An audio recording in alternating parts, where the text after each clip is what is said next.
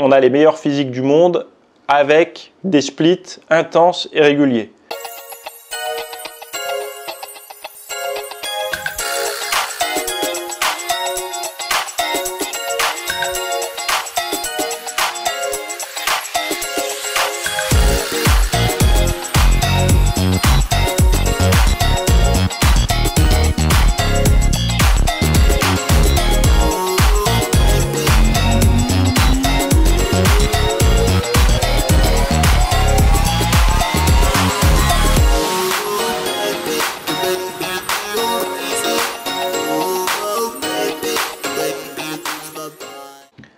Salut à tous, nouvelle question-réponse aujourd'hui. Donc je vais répondre à la question de Marvin qui me demande l'entraînement favorise-t-il l'anabolisme du jour précédent?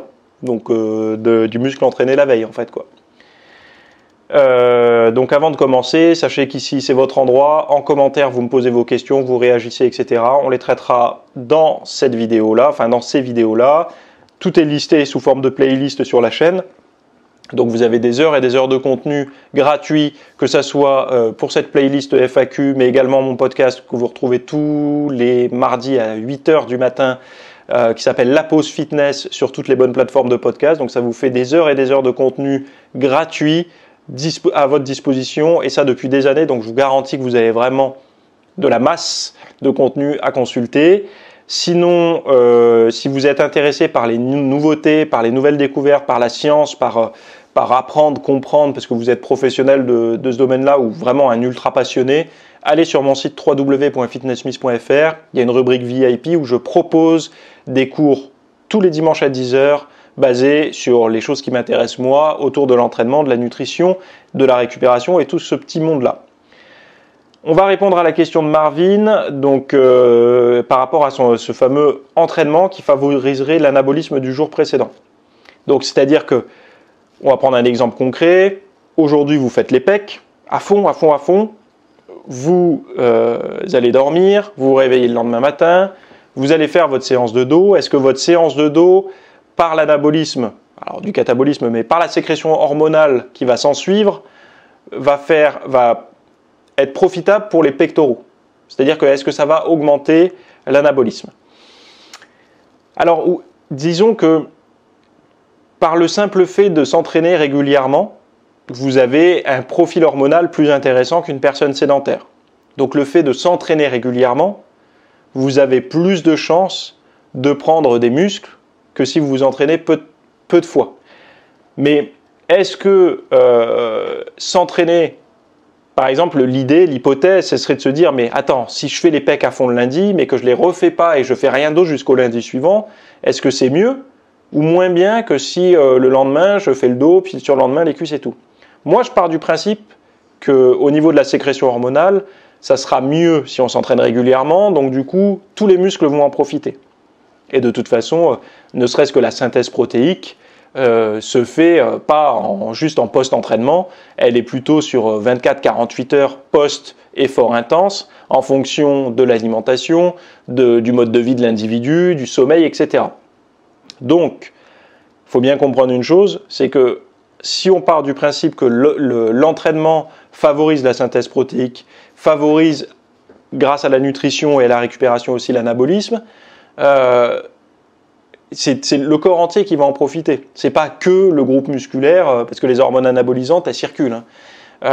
C'est pas que le muscle qui va en profiter.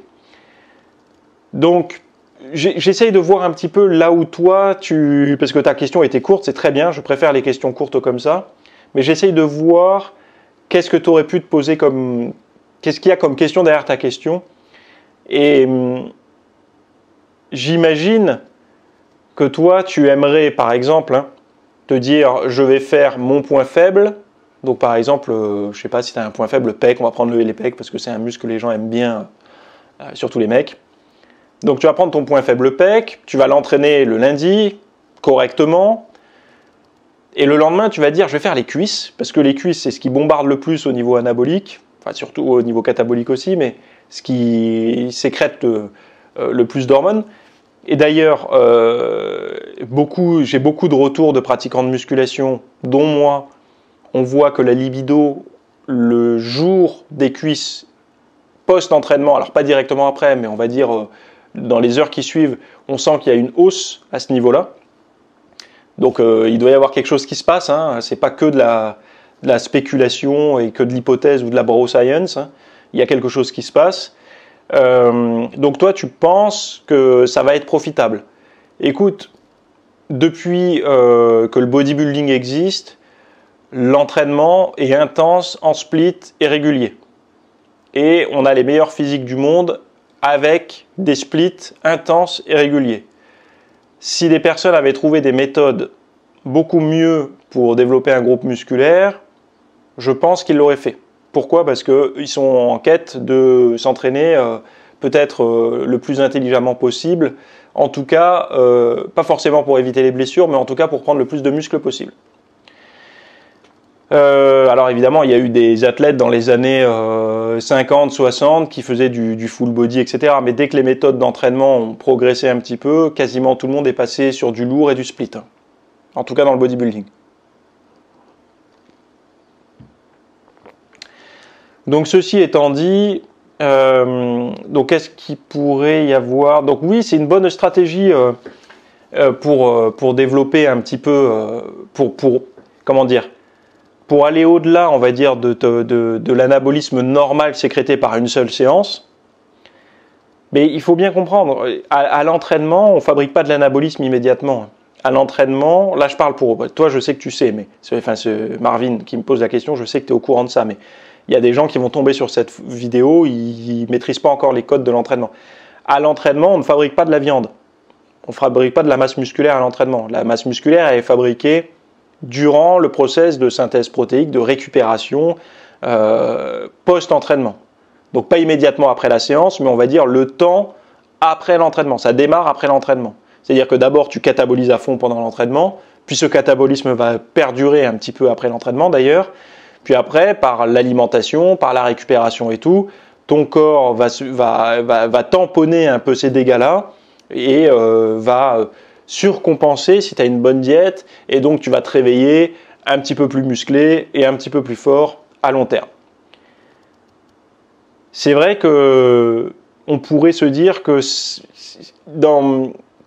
on pourrait se dire que de faire juste ça, c'est suffisant.